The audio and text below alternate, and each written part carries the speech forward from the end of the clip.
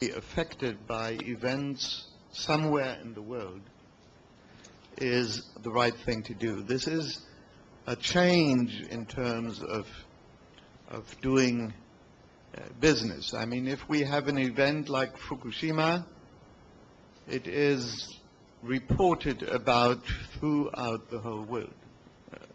The whole world follows the events in real time. And so far, not only the environmental, but also the investment risks have risen. So I would not see a sharp end of the nuclear investments, but I would probably foresee something like a slowdown of nuclear investments throughout the world. Any other questions?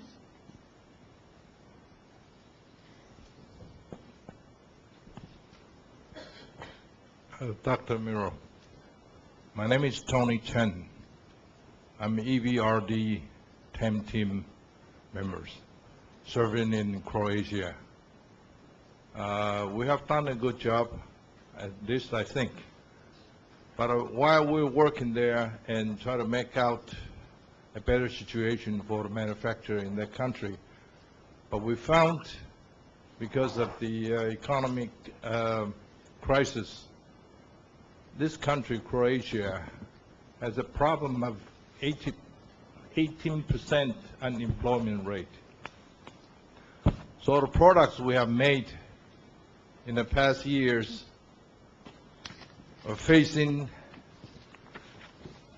a problem of selling them or purchased by the citizens of this country.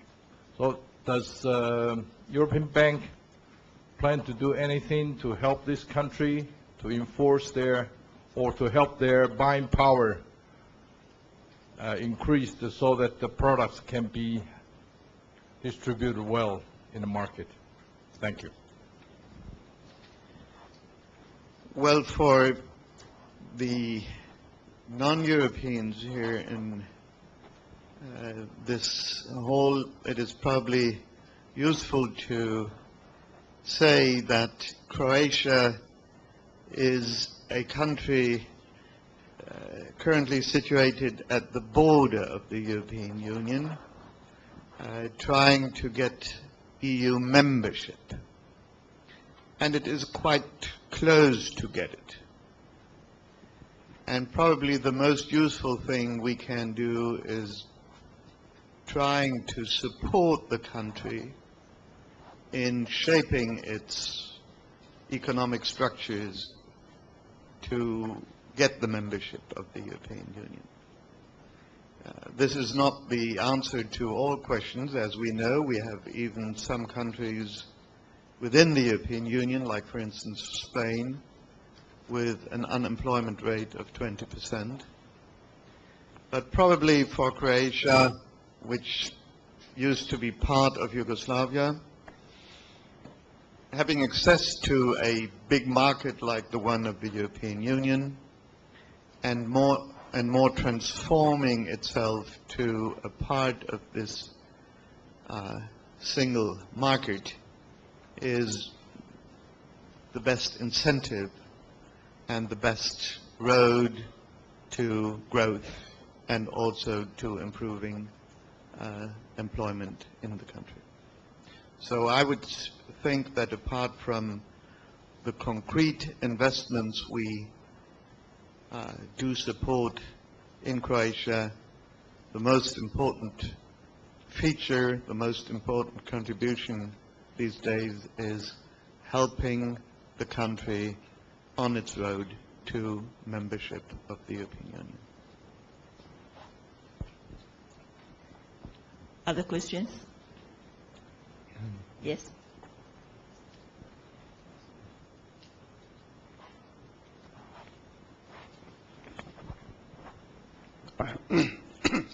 I'm Derek Chen from Hualan Commercial Bank. I remember several years ago, ebrd has sponsored some syndicated loan case. They make loan to some European big enterprise, especially in East Europe. And also our London branch has participated in such syndicated loan. And we feel more comfortable because we believe that this case has passed your assessment. But recently, over the past 2 years, we are very rarely see the case in the market. Would you please explain the reason? Thank you. Well, first of all, we are very interested in looking for and finding partner banks for syndicating loans, for taking B loans, as we call them, with respect to investments in our 29 countries of operation, which are here on this panel. It might well be that during the last 2 years, because of the financial crisis, there were less investments that were fitted well for these kind of syndications. But it's not a matter of principle. We continue to look out and to watch for those opportunities, and there will certainly be new opportunities, and we will have our annual meeting next month in Kazakhstan, in Astana, with a number of business fora around it. So we would be happy to greet you or your colleagues on this occasion and to work with you on new opportunities. Yes. Yes, Mirko Krupa from the German Institute here in Taipei. Looking at the topic of today's speech, economic stability and growth, we have touched upon many issues during the discussion and during your speech, Dr. Miro. Could you maybe put it into a nutshell? What would be the 3 major challenges you would see, maybe also opportunities for the next 10 to 15 years we face in the global economy? Thank you.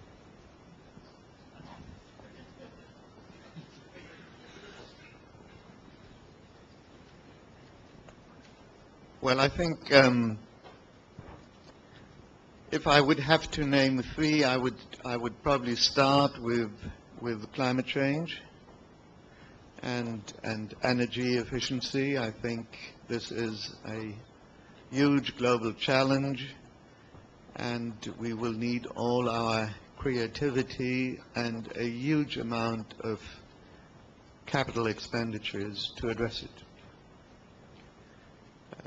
2 would probably about food including water, especially in Asia.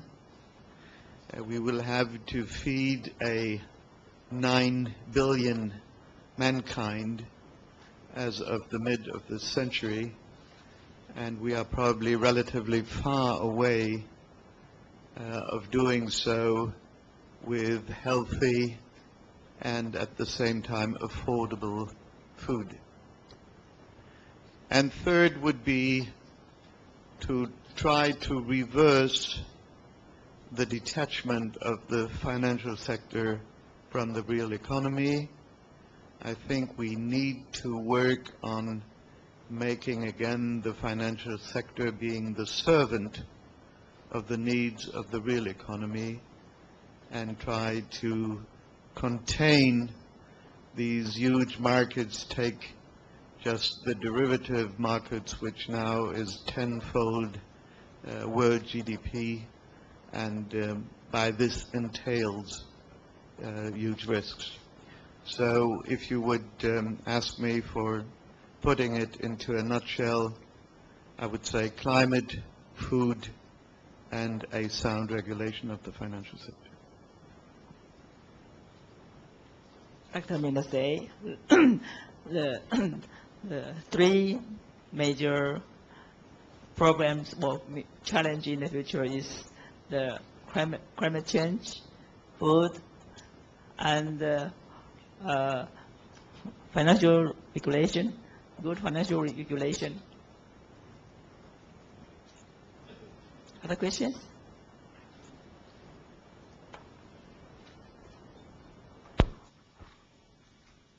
This is Jerry Lin from Leisure International. Since Dr. Miro did mention about the efficiency of the energy, would you like to share with us what your strategy or incentive program regarding green technology or green energy? If we like to invest it in Eastern Europe or Asia. And the second question, since the economy is the kind of the human being, the living style, and you address a lot of the financial crisis that in 2008, and now in just happened in Japan on March 11. So what your observation or your vision, and what kind of the impact for the human being? The lifestyle will be changed dramatically. Thank you.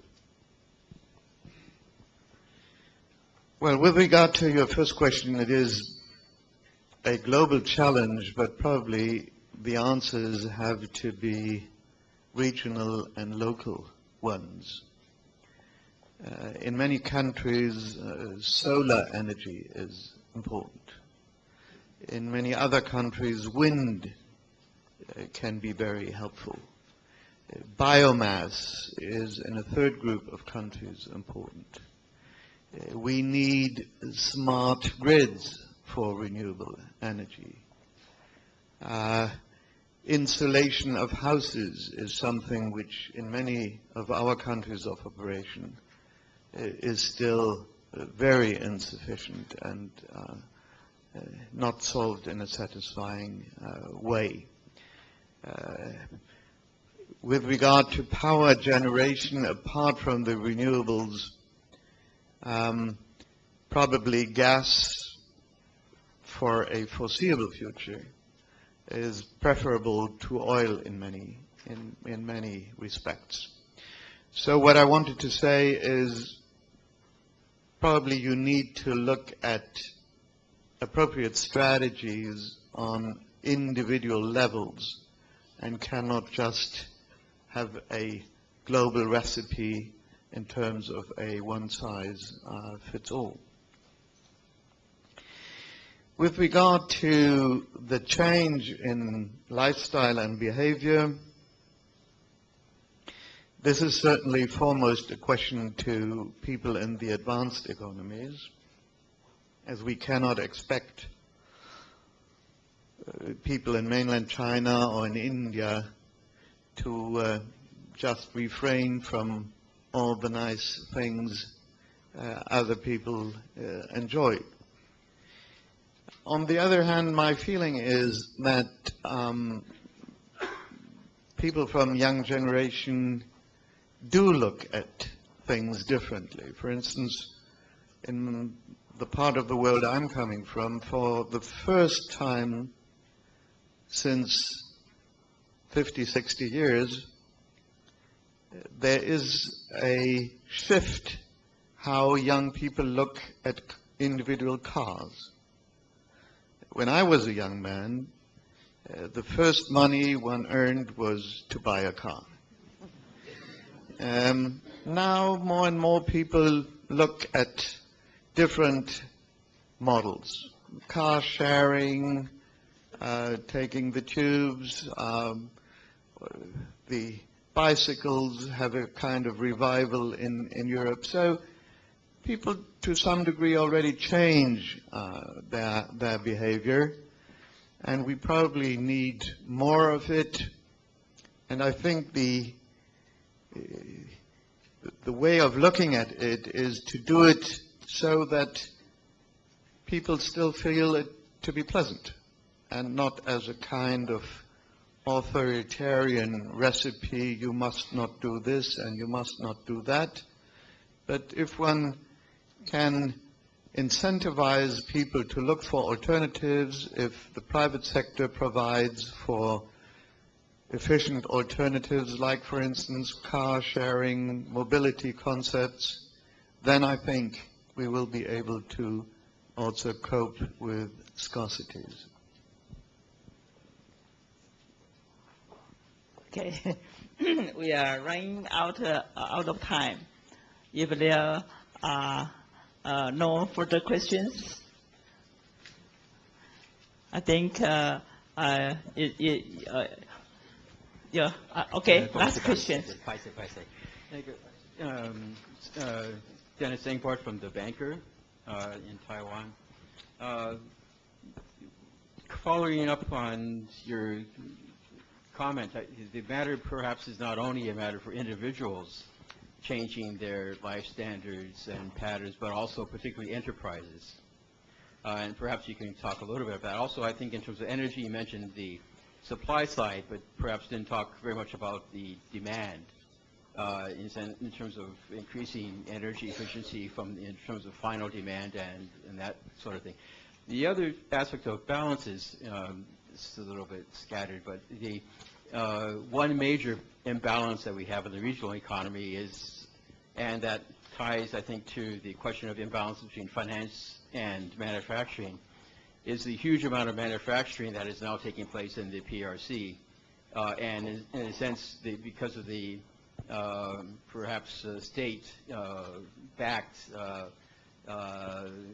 incentives of unusually low labor or not very strict environmental enforcement, is also creating a major imbalances in terms of putting pressure on quality jobs around the world, of course, particularly in Europe and in other places, and also in Taiwan.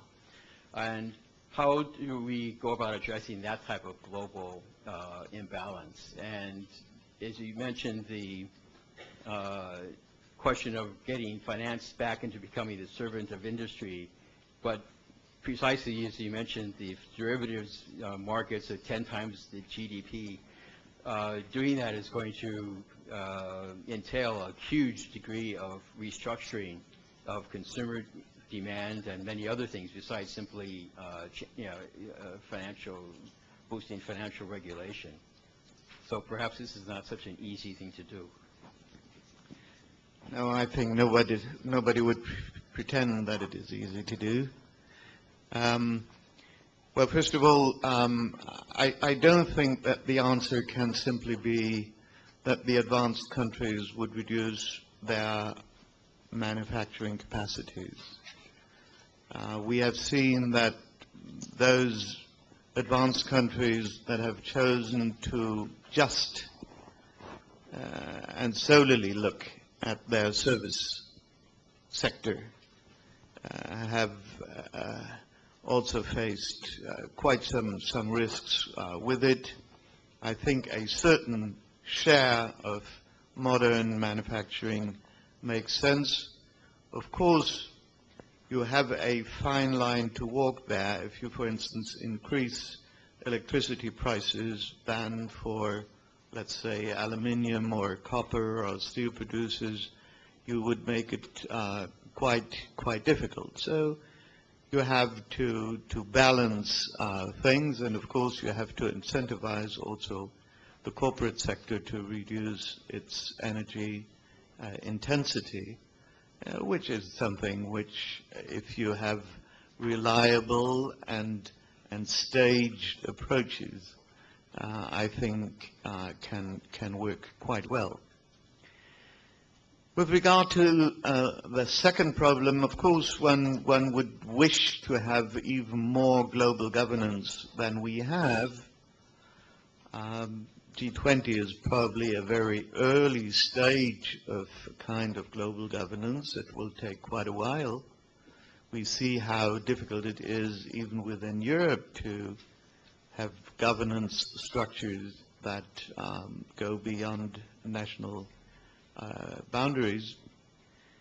On the other hand, speaking about mainland China, what I get from entrepreneurs is that more and more also China feels cost pressure in labor respect, and that countries like Vietnam, for instance, more and more grow to competitors for China. So it's not just one country that would only benefit from these kind of developments. And we probably will see that expectations of Chinese workers will rise, and that this will also lead to increasing salaries and wages. In terms of derivative markets and other financial instruments to look at, I think what stands first is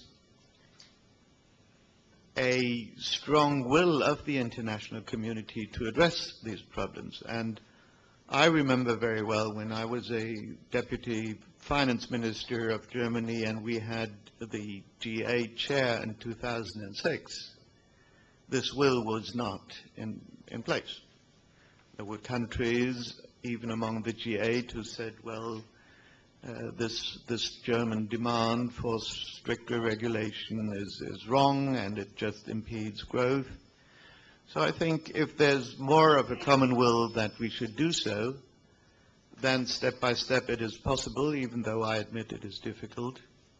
And of course one has also to take care that strong and strict regulation on the banking sector does not lead to a shadow financial sector with private equity funds or hedge funds doing the kind of business that banks are prevented from doing. So it's difficult because it is very global. The financial industry is certainly the most globalized industry in the world. But the very fact that, for instance, Korea, as G20 chair last year, took many initiatives to address these issues, I think is a proof for the fact that this is not anymore purely a European or American point of view, but that indeed all the major economies and countries in the world look at it, at least in terms of defining it as a serious problem, even though the answers to these problems certainly still differ.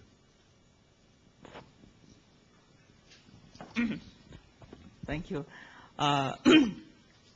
As Dr. Miro just mentioned, the world has become more and more interdependent, especially the financial sector is very global, and it makes the financial problems more complex and not easy to fix. And any country cannot solve the problem alone, so collective actions is necessary for working out feasible solution for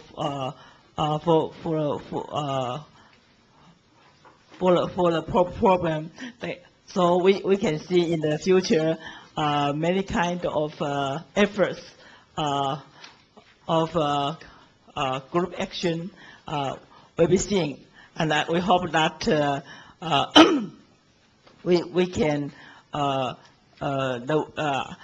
after this kind of effort, we can prevent from the repeating of the crisis as well we will suffer in 2008 and 2009. I think all the audience has benefit a lot from Dr. Miro's speech and the floor discussion. And now let's give Dr. Miro a big round of applause. 谢谢两位贵宾为我们带来精彩的语谈。最后为了感谢欧银总裁 Dr. Miro 今日的演讲，我们邀请张董事长代表赠送一份礼物给 Dr. Miro。谢谢张董事长与 Dr. Miro。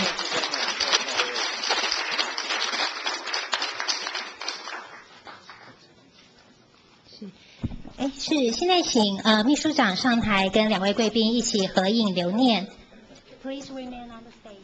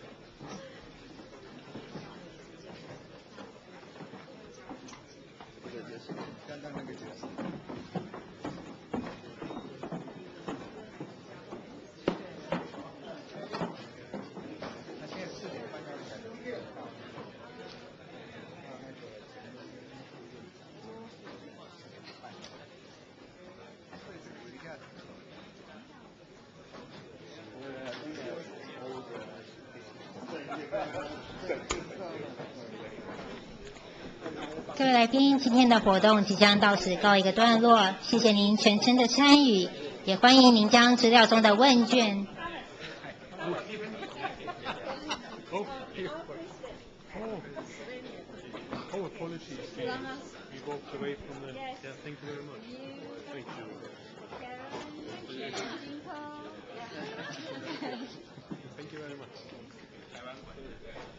Thank you again for moderating. Thank you.